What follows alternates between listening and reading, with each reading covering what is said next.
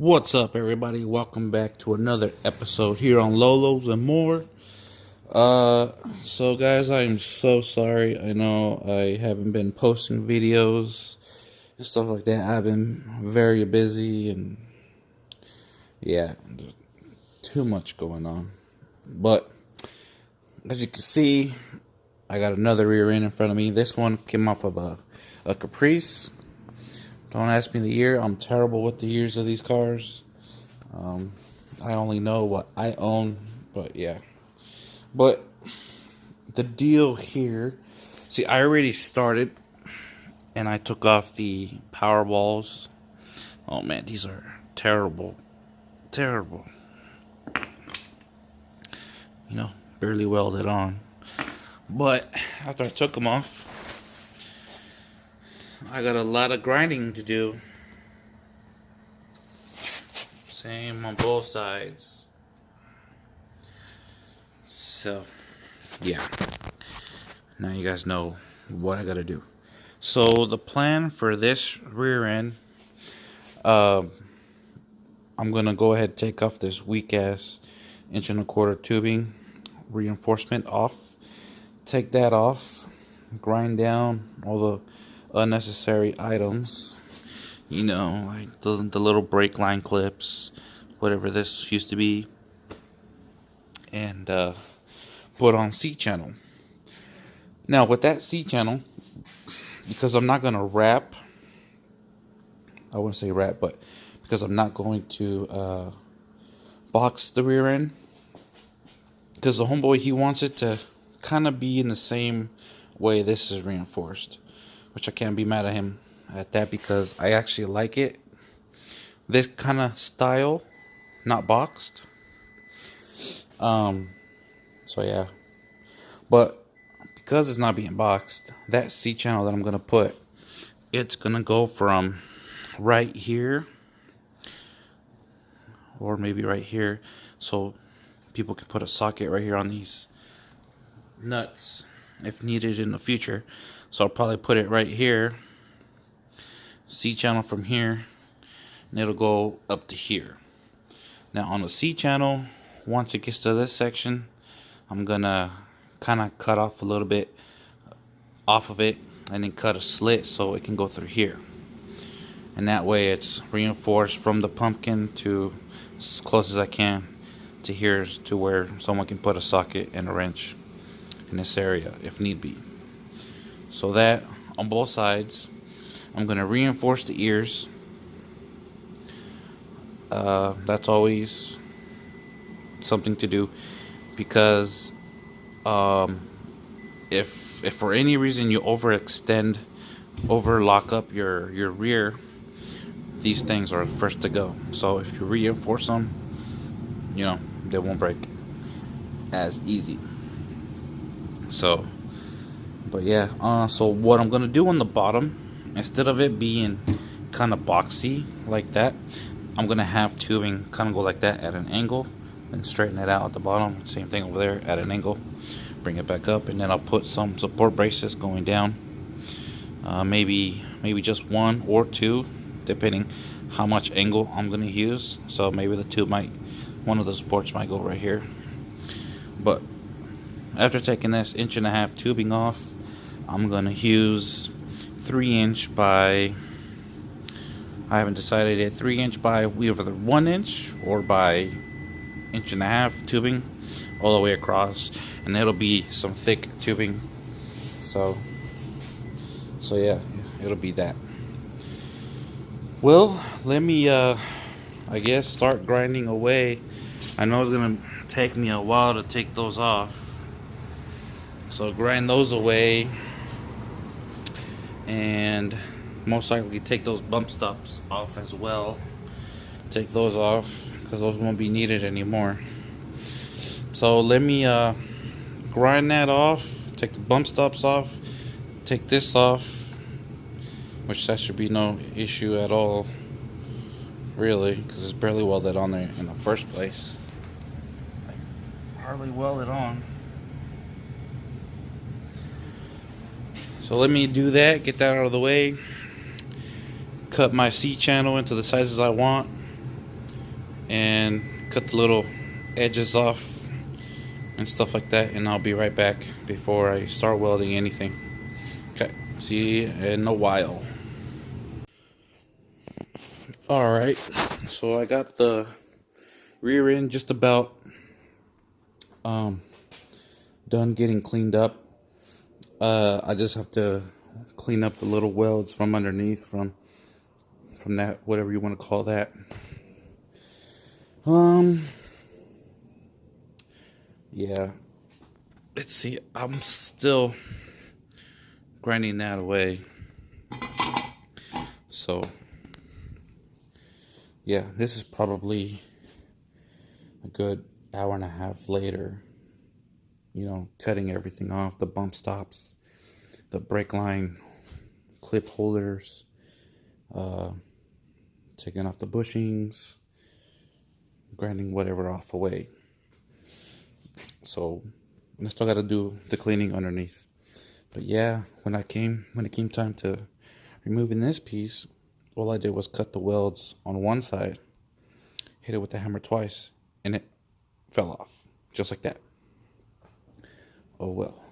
So I went ahead, made the upper pieces for the axle, 3-inch C channel right here. So cut some notches in it so I can fit over it just like that. And I'll be welding it right here and all the way over there. So yep, got them both set up.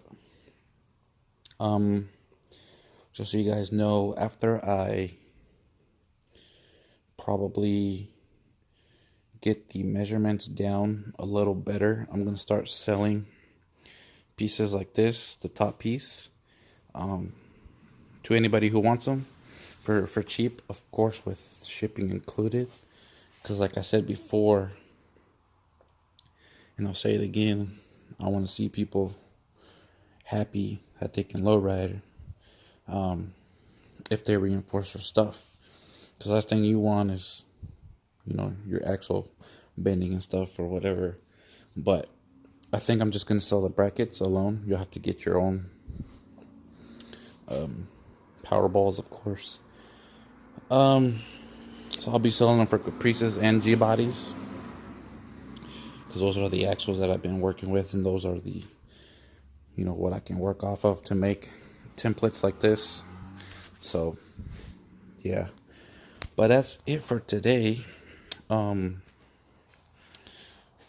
was I gonna say? I completely lost what I was gonna say. But yeah, in this next clip, I'll start making my little mock-up here for the bottom piece of this axle. I still gotta get material to reinforce these ears, but that's pretty much it for right now, of course. But so I guess I'll see you guys in a few seconds when it's a new day. All right. So I have began to weld on the C channel onto the axle, and I'm moving on to the bottom reinforcement. So right now I'm trying to get this piece perfected before I do anything else. So I'm doing that right now. It's pretty straightforward. It's pretty easy stuff. Well, I mean, I'm doing like a basic reinforcement on this. So what I'm working on, this tubing, it is 3-inch by 1.5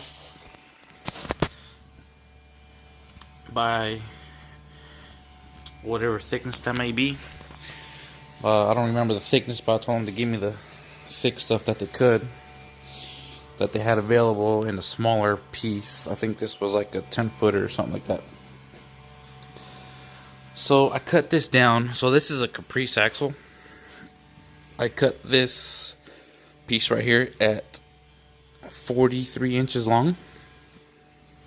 I made some slits bent it there, because doing it this way, making some slits and then bending them, is easier way to do.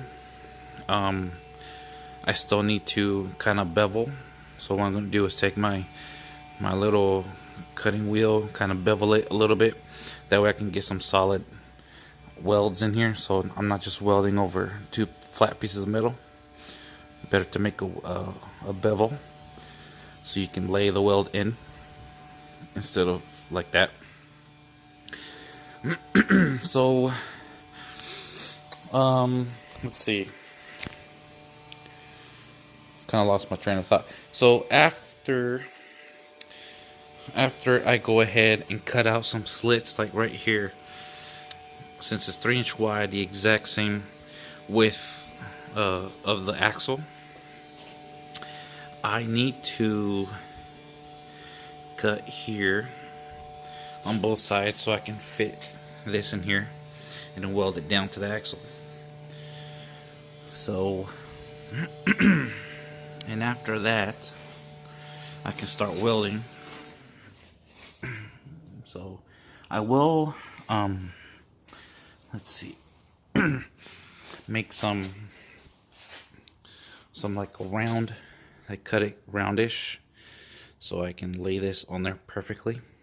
So I'm gonna go ahead, cut this out, cut this little section out so I can put it right there, and then probably start tacking it on. But of course I'll finish cleaning up the axle before I do that, because I am still gonna do my supports. But my supports are gonna be weird because they're gonna be on this slant area. So I'll see what I can do about that, or I may just leave it like the way it is right now. But like I've said before, it would be better if there was supports. So let me get those cut out, figure out my supports, and I'll be right back. Okay, so at this part, I'm done welding on this axle for now until it's time to put on the power balls. That's after this is under the car and mounted up and stuff. I know the homeboy said he's gonna do a slip yoke on it, so it's gonna be a while before the power balls are welded on to this rear end. So as you can tell, I did my supports there and there. They fit perfectly. I reinforced the ears right there, right there. The material on top of the ears of the Caprice are 3/4 inch wide on these. I don't remember if it's the same thing for the G bodies. I don't remember. It might be 1/2 inch, but it might be 3/4 inch. I don't remember. It's one of those two sizes. And I think I did it at 3/16 or 1/4 inch thick. If I can find a material, I'll let you guys know. But yeah, it's all done. All I gotta do now is paint it and go deliver it to the homie. I could, at this point, go ahead and pretty much, if I wanted to, I lost my train of thought. Sorry guys, it's been happening a lot. I could grind down all the welds and put backing on it on all the sides and make it look boxed. It'll be boxed. But the homeboy, he likes it this kind of style of reinforcement. Like you kind of saw before, that it had that 1 inch, it had an 1.25 inch tubing, and it was weak as hell. So in this way, this one's 3 inch by 1.5 inch tubing, the exact same width of the axle, so with the 3 inch channel on top. So if I wanted to, I could just put plates on each side, 1/4 inch plates on each side, weld it, and call it good. But the homeboy likes it this way. So